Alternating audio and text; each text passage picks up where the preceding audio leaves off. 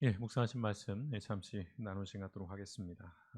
오늘 말씀은 한 문장으로 좀 시작을 해볼까 하는데요. 이 문장입니다. 자, 한번 읽어볼까요? 시작.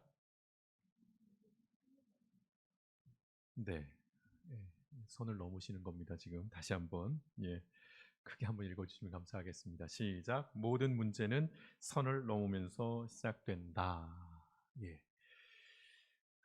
이 문장은 관계의 문제, 사람 간의 관계의 문제를 다룬 내 삶을 지키는 바운더리라고 하는 책의 표제입니다. 오늘 화면에 보시면 부제처럼 딱 써 있는 문장이죠. 모든 문제는 선을 넘으면서 시작된다. 바운더리에 대한 이야기. 세상에는 수많은 바운더리, 경계가 존재합니다. 뭐 엄청나게 많은 경계들이 있습니다. 뭐 일일이 다 설명할 수 없지만 뭐 민족의 경계도 있고 국가의 경계도 있고 또 뭐 어떤 집의 경계도 있고 뭐 관계로 본다면 관계 안에도 수많은 경계들이 존재하는 것이죠. 이러한 경계들은 나를 제한하기도 해요. 그렇잖아요. 여기까지는 안 돼. 여기는 금지. 넘어가면 안 돼. 제한하기도 하지만 다른 한편으로 보면 나를 보호해 주기도 하는 겁니다. 이 바운더리라는 것이. 그러니까 경계는 분명 필요한 것입니다. 있어야 하는 것이고 그런데 더러 그러한 경계, 어떤 그러한 제한들이 나를 힘겹게 하고 또 어렵게 하는 그런 상황들이 있다는 것이죠. 무엇보다 그 경계가 무너지거나 또는 그 경계를 누군가가 일방적으로 침범해 오면 문제가 생긴다는 것이죠. 심리학자 알프레드 아들러라고 하는 심리학자에서는 아주 유명한 분인데요. 이분이 이런 말을 했습니다. 인간이 직면하는 모든 문제는 관계에서 비롯된다. 충분히 공감이 되시죠? 이해도 되시고 무슨 말씀인지. 인간이 직면하는 모든 문제는 관계에서 비롯된다. 생각해 보시면 우리는 굉장히 다양한 관계 속에 살아가고 있어요. 여러 관계들이 있습니다. 뭐 가정 안에서도 관계가 있고, 직장 안에서도 있고, 또 지역이나 또 여러 상황이나 형편 속에서 우리는 그런 관계들을 맺고 살아갑니다. 뭐 속 사람이 아닌 뭐 자연과도의 관계, 동물과의 관계도 있는 것이고요. 그 중에서 가장 어려운 관계는 뭐 단언컨대 인간 관계죠. 예. 사람과 관계 맺고 사는 일이 참 어렵습니다.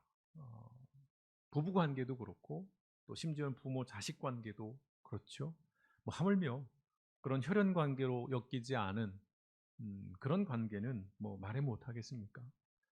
모든 세상에서 일어나는 모든 일들을 이렇게 찬찬히 돌아보고 그것들의 본질을 들여다보면 결국은 관계예요.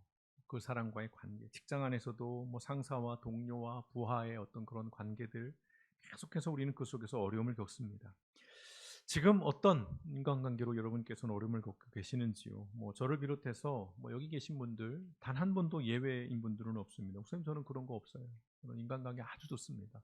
뭐 고민하는 관계 없고요. 뭐 다 형통합니다. 예, 그러면 인간이 아닙니다. 그런 분들은 본인이 살아있는지를 한번 점검해 보실 필요가 있는 것입니다. 살아있다면 우리는 모든 인간관계를 어려움을 겪고 있는 그런 상황일 것입니다. 그나마 안 보면 그만이라면 고민은 덜 할 수 있어요. 예, 그냥 카톡에서 지워버리고, 차단시켜버리고, 뭐 문자 또는 뭐 여러, 뭐 이렇게 끊어버릴 수 있어요. 예, 그렇지만 안 보고 살 수 없는 사람들이 있어요. 예, 그 가운데 저도 포함되기를 소망해 봅니다. 예, 저를 차단하지 마시길 바라고요. 그러면 정말 힘드는 거죠. 정말 미치고 환장하는 거예요. 예, 안 봤으면 좋겠는데, 딱 차단하고 무시해버리면 좋겠는데, 그럴 수 없는 것이죠. 예. 이런 관계 문제, 이런 인간 관계 어려움의 문제는 아무리 믿음이 대단하고 또 어떤 뭐 영적으로 엄청난 사람이라 할지라도 비껴갈 수가 없어요. 예외일 수 없다라는 것입니다. 그 얘기를 하고 싶은 거예요. 오늘 사도 바울 이야기입니다.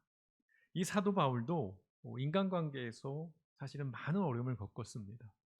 사도 바울이라고 하는 그 인물의 캐릭터가 갖고 있는 어떤 허물 때문이기도 해요. 아시는 분들은 알겠지만 바울은 그렇게 친절한 사람이 아니고요. 바울은 그렇게 부드러운 사람이 아닙니다. 좀 거칠게 표현하면 굉장히 지랄 맞은 사람이에요, 바울은. 성격이 굉장히 강하고요. 거친 사람이에요. 고집도 세고 자기 주장도 강하고요. 그러니까 그렇게 대륙을 넘나들면서 그 수없이 많은 죽음의 고비를 넘기면서도 복음을 전하는. 네. 가끔 이제 이동균 전사님과 좀 이야기를 합니다. 부모님이 지금 이제 선교로 가 계시기 때문에 제가 경험한 인물들 중에 선교사들만큼 강하고 센 분들은 없는 것 같아요. 예. 의료 선교를 갔었는데 체육 대회를 개최를 했는데 서로 배구, 족구 경기를 하는데 저분들이 정말 저러고 서로 얼굴 보고 살 수 있을까 정도로 어찌나 격렬하게 그렇게 경기에 임하는지 제가 조마조마했어요. 근데 옆에 있는 선교사님이 걱정하지 마시라고 늘 하던 거고 경기 끝나면 아무렇지도 않게 또 웃고 지낸다고. 그때 그런 생각을 했어요. 야, 저러니까 선교를 하지라는 생각을 했어요. 바울이라는 사람이 그렇습니다. 굉장히 좀 단호하고요. 막 품거나 그런 인물이 아니에요. 그러다 보니 그 자체로도 사실은 사람들과 많이 부딪힐 수밖에 없는 캐릭터이긴 합니다. 근데 그가 사역을 하면서 굉장히 많은 어려움들을 겪게 되는데 오늘 이제 묵상하신 이 고린도후서 우리가 아주 짧은 부분만 지역적으로 봤습니다만 오늘 좀 이제 전반적으로 이 고린도후서 말씀들을 좀 나눠보려고 하는데요. 이 고린도후서는 그런 어떤 관계의 문제, 어떤 인간과의 관계에서 어려움을 겪고 있는 사도 바울의 이야기를 담고 있습니다. 자, 고린도 후서는 우리가 지난주에 살펴봤던 고린도 전서를 기록한 후에 짧게는 6개월, 길게는 한 18개월쯤 지나서 바울이 마게도냐 또는 마케도냐라고 우리가 하죠. 거기에서 고린도 교회로 보낸 편지예요. 그러니까 두 번째 편지입니다. 후속편인데요. 고린도 후서는 그 전서에 비해서 바울의 개인적인 고백 그리고 어떤 감정이 굉장히 많이 담겨 있어요. 아주 격정적입니다. 왜요? 앞서 말씀드렸잖아요. 인간관계니까. 굉장히 자신의 감정을 과감하게 드러내요. 네. 때론 조금 거칠기도 하고요.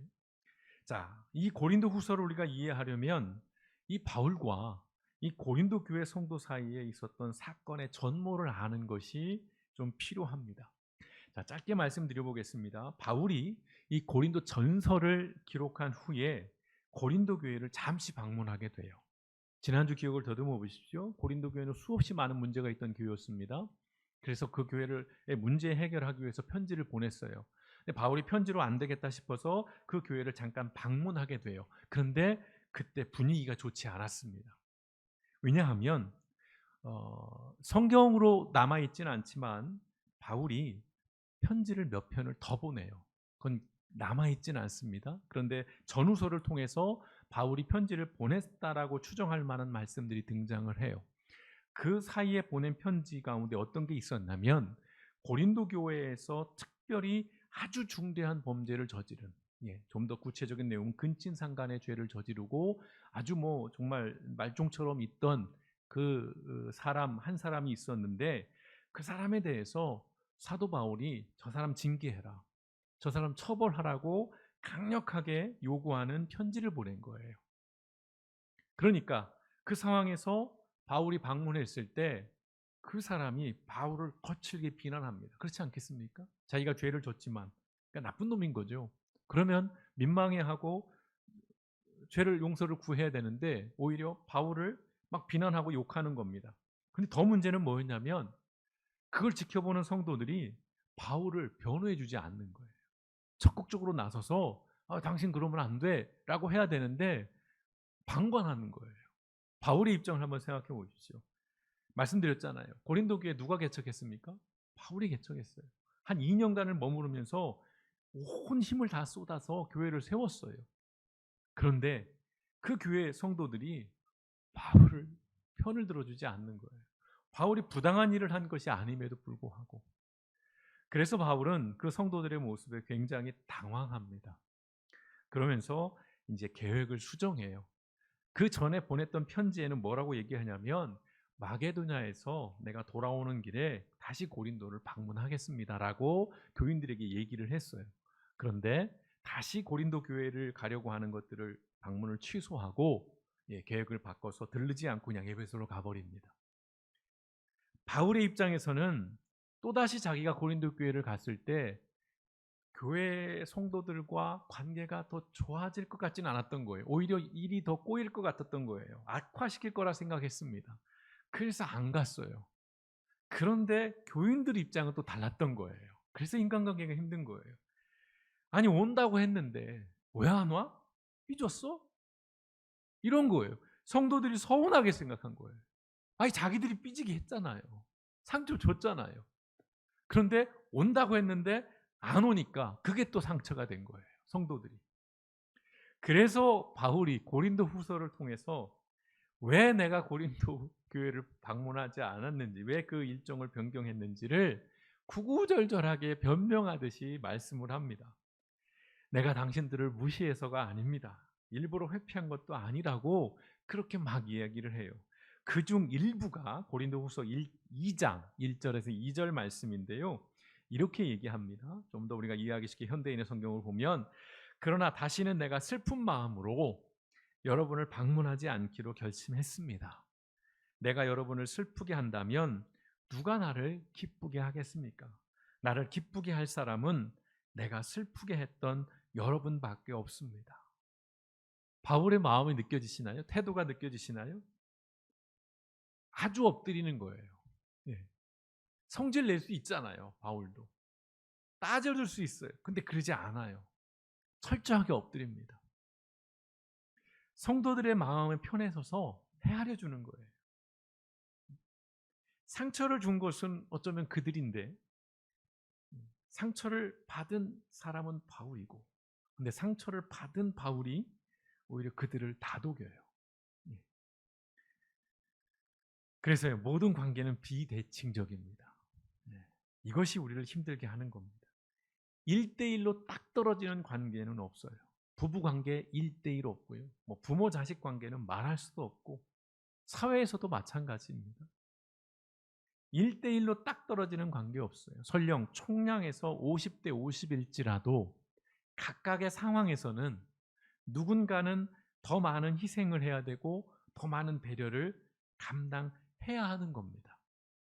아마 오늘 아침 교회 오시기 전까지 그런 상황을 경험하신 분들도 있을 거예요. 적어도 내가 다음에는 배려를 받을지 몰라도 지금 이 상황에서 내가 배려하는 그런 일들, 그게 인간관계라는 것이죠. 그래서 엄밀하게 이렇게 따져보면 사실은 1대1의 관계들은 없어요. 사람은 기계가 아니니까. 더 많이 사랑하는 자가 약자일 수밖에 없다라는 얘기들을 우리가 자주 하게 되는 것도 그러한 이유 때문인데요. 무엇보다도 이 모든 상황에서 또 우리가 1대1로 대응할 수는 없어요. 자, 따져봅시다. 앉아봐요. 단판 지어봅시다. 시시비비 가려봅시다. 당신 이랬고 내가 이랬지? 누가 잘했어? 누가 못했어? 이럴 수 없다라는 거예요. 왜냐하면 저마다의 상황이 있고 입장이 있고 이해가 있기 때문에, 다 다르기 때문에 그런 것입니다. 무엇보다도 사람은 자기중심적이죠. 기억도 자기에게 유리한 것만 기억을 하게 됩니다. 그래서 과거 얘기 꺼내게 되면 똑같은 사건인데 다른 사건처럼 들리는 것이죠. 그래서 관계 문제는 참 어려운 것입니다. 바울을 비난한 자, 그 사람을 고린도 교회가 결국은 징계를 해요. 바울이 워낙 강렬하게 징계를 촉구했기 때문에. 자, 징계한 후에 바울은 추정하는 겁니다. 그 사람이 회개했을 것으로 추정해요. 그래서 이제 그 사람을 용서하라는 권면을 합니다. 그러니까 바울이 용서하라는 권면을 한다는 것은 그 전제에 그 사람이 회개를 했다라는 것들을 유추해 볼 수 있는 거예요. 자, 바울의 말씀 속에 이 바울의 그 사람을 용서하라고 하는 그 바울의 말씀 속에 이제 관계의 문제를 풀어가기 위한 아주 중요한 원칙을 우리가 발견해 볼 수 있습니다. 자, 일단 고린도후서 2장 10절과 11절 말씀에 바울의 얘기를 들어보겠습니다. 여러분이 누구에게 무엇을 용서해 주면 나도 용서해 줍니다. 내가 용서한 경우가 있다면 그것은 그리스도 앞에서 여러분을 위하여 용서한 것입니다. 그렇게 하여 우리가 사탄에게 속아 넘어가지 않으려 하였습니다. 우리는 사탄의 속셈을 모르는 것이 아닙니다라는 말씀을 해요. 자, 오늘 이 사도 바울의 말씀을 통해서 두 가지를 좀 살펴봅니다. 첫째는요, 용서라는 것. 용서는 넓게 의미하면 관계의 문제를 담고 있는 겁니다. 그러니까 용서는 관계라는 단어로 치환해도 될 것 같아요. 이 용서는 그리스도 앞에서 특별히 교회와 성도의 유익을 위한 것이라는 겁니다. 그러니까 하나의 원칙이기도 하고 그것이 하나의 방향성이기도 하는 거예요. 내가 관계의 문제를 풀어감에 있어서 왜 그래야 하느냐를 할 때 중요한 원칙은 그리스도 앞에서 풀어가야 하고 무엇을 위해서 교회와 성도의 유익을 위한 것. 나만을 위한 것이 아니라는 것입니다. 자, 관계를 풀어가는 중요한 원칙, 그것은 예수 그리스도 안에서 생각하고 판단해야 한다는 것입니다. 그래야 어떤 선택이든 그것이 결과적으로 유익한 것이 될 수 있다는 거예요. 나 또는 상대가 중심이 되면 결코 문제는 풀려지지 않습니다. 더 꼬이어 갈 수밖에 없는 것이죠.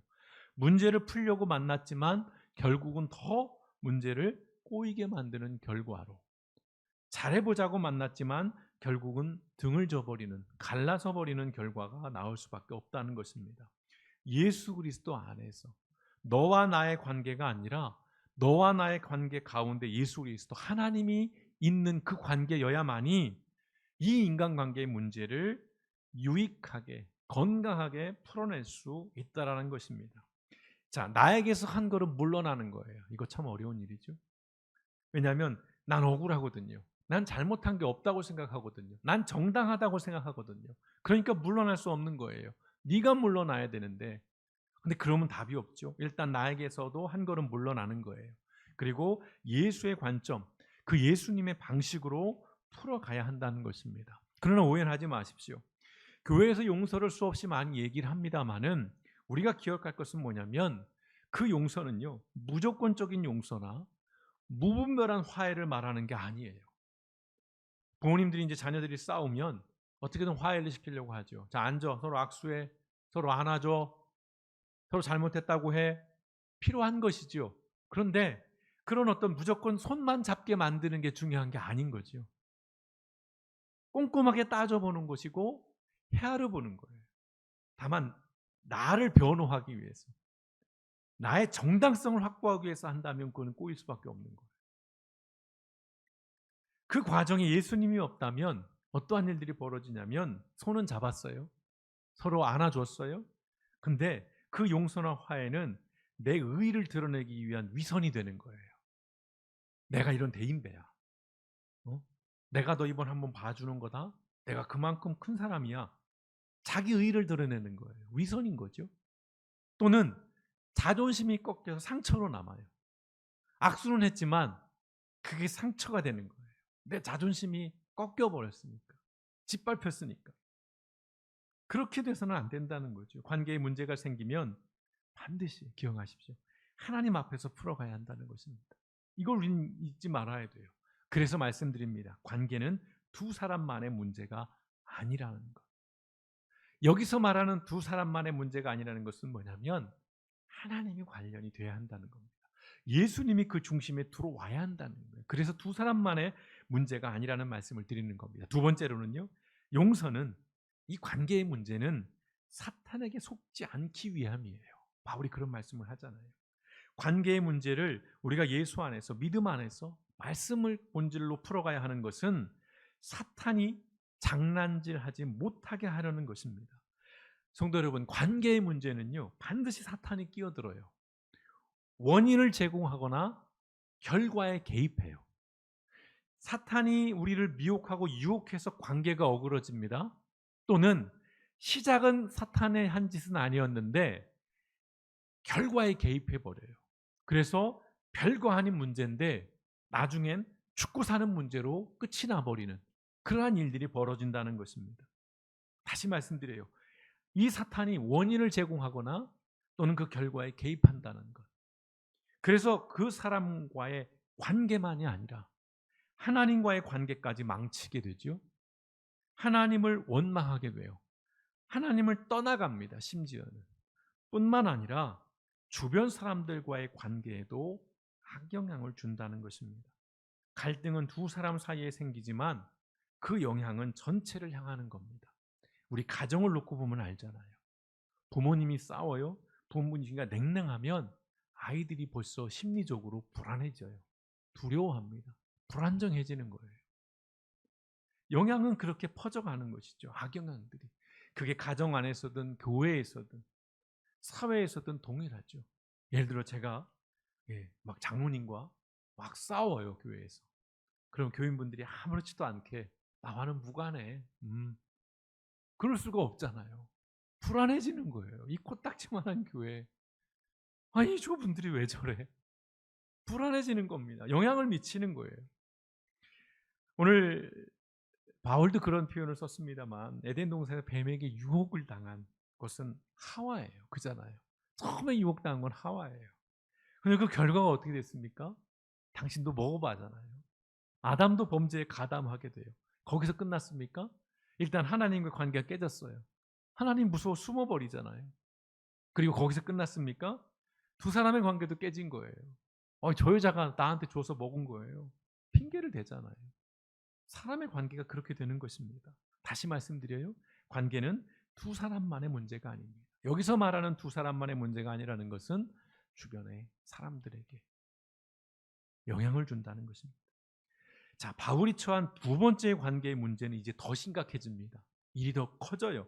자, 고린도후서를 기록한 목적을 네 가지로 짧게 요약을 하겠습니다. 첫째는 앞서 말씀드렸습니다. 고린도 교회의 방문 계획을 바꾼 이유, 내가 왜 바꿨는지를 설명하고, 둘째는 사도직의 정당성을 변호하기 위함이고요. 셋째는 교회 내 분쟁을 해결하고, 넷째 기근으로 어려움을 겪는 예루살렘 교회를 위한 구제 헌금을 모으기 위함인데, 요 네 가지 목적이 다 이제 엮여서 관계가 더 복잡해집니다. 자, 이러한 목적이 필요하게 된 생겨난 이유가 뭐냐면 고린도 교회 안에 들어온 일단의 무리들 때문입니다. 바울이 2년을 사역하고 이제 다른 교회를 개척하기 위해서 고린도 교회를 떠났어요. 그 빈자리에 이제 누군가가 들어옵니다. 사도를 자처하는 자들이 들어와요. 자, 바울이 그 상황에 대해서 이렇게 말씀합니다. 그게 오늘 우리가 읽은 말씀이에요. 1절에서 5절 긴 말씀이지만 다시 보겠습니다. 여러분은 내가 좀 어리석어 보이더라도 참고 내 말을 들어주십시오. 자기를 낮추는 겁니다.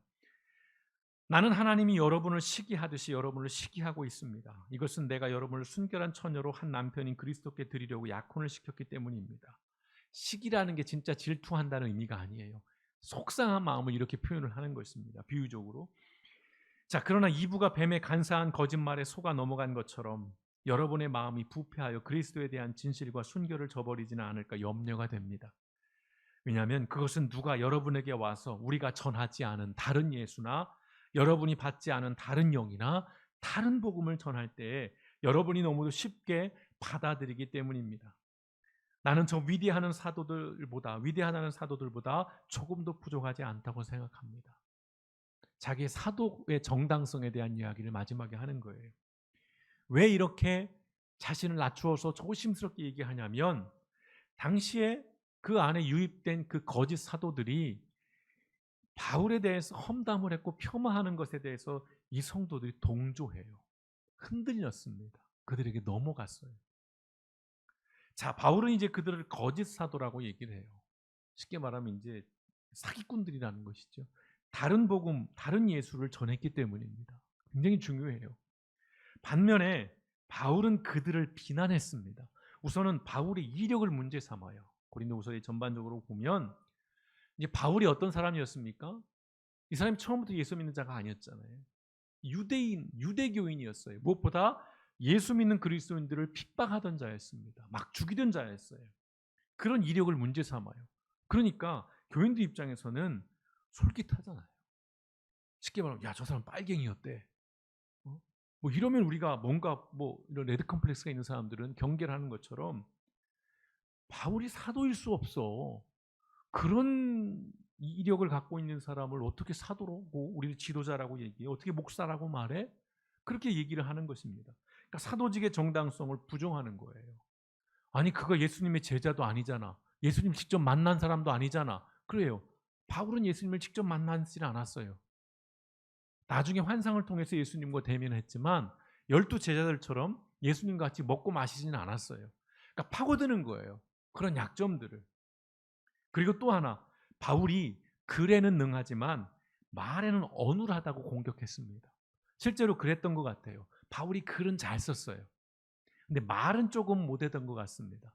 근데 그게 왜 문제가 됐냐면 당시 그 헬라 그리스 문화에서는 웅변이 중요했거든요. 연설가가 대접받는 시대였어요. 대중 앞에서 연설하는 자가 능력자로 인정을 받는 시대였기 때문에 말주변이 약간 부족한 바울을 폄하하는 거예요. 그리고 또 하나, 바울이 돈 문제에 깨끗이 않다고 비난합니다. 그 이유가 뭐였냐면 바울이 자비량으로 사역했거든요. 바울은 사례를 받지 않았습니다. 예, 저는 받고 있는데 텐트를 만들어 팔았어요. 스스로 선교비를 벌어서 선교를 했어요. 좋은 일이잖아요. 그런데 그것도 문제를 삼자면 삼는 거예요. 인간관계가 그래서 어려운 것입니다. 그걸 어떻게 곡해를 하냐면 바울이 고린도 교회를 무시했다는 거예요. 그 재정 후원을 거부했다는 거예요. 성도를 무시했다는 거예요. 성도들을 사랑하지 않기 때문에 쉽게 말하면 사례를 안 받았다는 거예요. 이게 어떻게 그렇게 꼬여질지 모르겠지만 그렇게 모함을 합니다. 그리고 결정타를 날리죠. 기근으로 인해서 예루살렘 교회 교인들이 몹시 어려운 상황이었어요. 그래서 헌금을 모으려고 했어요. 구제 헌금을. 우리가 모퉁이 남기기 그 헌금처럼. 그래서 그 헌금 독려를 하기 위해서 고린도 후서를 썼는데 그 안에 들어온 거짓 사도들이 뭐라고 얘기냐면 자 봐라. 바울이 평소에는 사례비를 받지 않아. 착한 것 같지? 그런데 일시불로 요거 횡령하려고 지금 사기극을 벌이라는 거예요. 예루살렘 교회를 위해서 돕자 여러분 헌금하십시오. 그래서 한몫 잡아서 가려고. 네, 모퉁이 남기기 헌금 제가 먹지 않습니다. 여러분 시험당하지 마십시오. 인간관계가 이런 거예요. 이렇게 곡해를 시킵니다. 그래서 이 바울이 나 사도 맞아. 나 예수님 만났어. 나 변화됐어. 그걸 구구절절하게 설명해요. 그리고 자신이 사도로서 얼마나 많은 고난과 위험을 감수했는지 나이 이래서 죽을 뻔했고 나이 때 이렇게 두드려 맞았고 나이 때 어떻게 될 뻔했고 막 소개를 해요. 그리고 자비량으로 사역하는 이유가 내가 교회와 성도들에게 부담을 주지 않기 위함이라고 밝혀요. 그리고 자신이 체험한 환상과 계시를 설명해요. 나 이렇게 영적으로 하나님과 예수님과 친밀해. 나 말씀을 받는 사람이야. 그리고 무엇까지 공개합니까? 자신의 지병까지 공개를 해요. 오늘로 말하면 우리가 간질이라고 표현을 하죠. 현대로 순화된 걸 제가 지금 방금 까먹었는데 몸에 가시라고 얘기를 해요. 3번 기도했는데 하나님이 들어주지 않았다고 하죠. 내 은혜가 내게 족하다. 나의 약함이 오히려 나의 강함이다. 이런 고백을 바울이 그래서 하는 것인데요. 자신의 병력까지 공개를 하는 거예요. 오늘날의 관점에서 참 그렇잖아요. 막 모함을 해요. 내가 숨겨야 될 나의 병력을 어쩔 수 없이 기자들 앞에서 까는 거예요. 난 이런 질병이 있습니다라고. 그렇게까지 해야 되는 그런 상황에 바울이 놓였습니다. 얼마나 억울하고 얼마나 서운하고 얼마나 무기력하겠어요. 내가 이렇게까지 했는데 나의 애씀이 수고가 오히려 다 화살로 나를 공격하니까요. 자신이 개척한 교회와 성도들이 그 거짓 사도들의 가르침에 빠진 것도 놀라운 일이고 그 이간질에 놀아나고 그들의 주장에 동조하고 그리고 바울을 의심했다는 것. 정말 미치고 환장한 일인 것이죠. 근데 이게 현실이라는 겁니다. 사람의 관계, 심지어 교회 안에서도 이런 일들은 일상다반사예요. 그래서 뭐 자주 말씀드린다만 학교 다닐 때 선거를 치룰 때 저는 적그리스도까지 됐습니다. 적그리스도. 사탄이 됐었어요, 제가. 잘 알지도 못하는 사람들이 모든 것을 다 아는 것처럼 말해요. 깊이 생각하지 않고 따져보지 않은 사람들은 그 말에 막 현혹이 됩니다. 미혹당해요. 그리고 오히려 앞장서서 비난하고 정죄해요. 오늘날 가짜뉴스 문제가 얼마나 심각합니까? AI 정말 무섭습니다.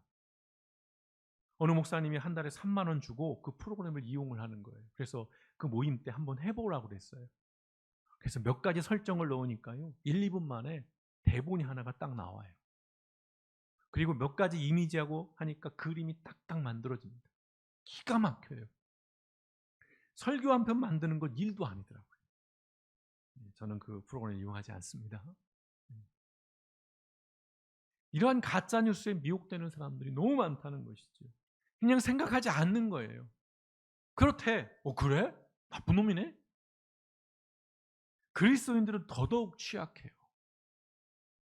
왜냐하면 목사의 말을 하나님보다, 예수님보다, 성경보다 우선해요. 그러니까 나쁜 거죠. 교인들이 나쁘다는 게 아닙니다. 목회자가 나쁘다는 거예요. 그 성도들의 순전한 마음을 그렇게 이용하는 거예요. 성경을 읽지도 않고 묵상하지도 않고 기도하지도 않는다면 그럴 수밖에 없는 거예요. 기억하십시오. 순종하는 것과 맹종하는 것은 전혀 다른 말씀입니다. 바울이 고린도 성도들에게 마지막에 이렇게 권면을 해요. 13장 5절 상반절에 보시면 여러분은 자기가 믿음 안에 있는지를 스스로 시험해 보고 스스로 검증해 보십시오 라고 얘기합니다. 여러분 저 말씀을 마음에 새기십시오.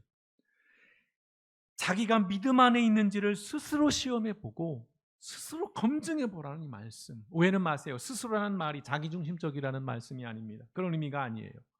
뭐냐면 하나님의 말씀을 기초로 능동적으로 생각하고 분별하라는 겁니다. 남들이 하는 말들을 들려주는 이야기들을 생각 없이 또는 자신의 욕망에 눈이 멀어서 동조하지 말라는 것입니다. 그러면 자기만 죽는 게 아니라 자기 주변에 있는 사람도 같이 죽어요. 번거롭더라도 헤아리는 수고를 포기하지 말라는 말씀입니다. 그리스도인이라면 특별히 더더욱 그러해야 해요. 왜요? 우리는 사람들에게 읽혀지는 그리스도의 편지이고 사람들에게 맡게 되는 향기이기 때문에 그래요. 고린도후서 2장에 사도 바울이 그런 얘기를 합니다. 저 말씀을 해요. 여러분들은 그리스도의 편지입니다. 여러분들은 그리스도의 향기예요. 그렇기 때문에 우리는 더 헤아리고 분별하는 것, 묵상하는 것들, 생각하는 것들을 해야 한다는 것입니다. 바울이 마지막으로 정말 고린도 성도들에게 권면하는데요. 오늘 이 권면은 오늘 우리를 향한 권면이라고 여러분에게 말씀을 드립니다. 오늘 이 권면의 말씀처럼 이러한 교회와 이러한 성도와 그러한 삶이 되기를 주님의 이름으로 축원드립니다. 고린도서 13장 11절에서 14절의 말씀입니다. 같이 읽어보겠습니다. 시작. 끝으로 말합니다. 형제자매 여러분 기뻐하십시오. 온전하게 되기를 힘쓰십시오. 서로 격려하십시오. 같은 마음을 품으십시오. 화평하게 지내십시오. 그리하면 사랑과 평화의 하나님께서 여러분과 함께 하실 것입니다. 거룩한 입맞춤으로 서로 인사하십시오. 모든 성도가 여러분에게 문안합니다. 주 예수 그리스도의 은혜와 하나님의 사랑과 성령의 사귐이 여러분 모두와 함께 하기를 빕니다. 아멘. 기도하시겠습니다.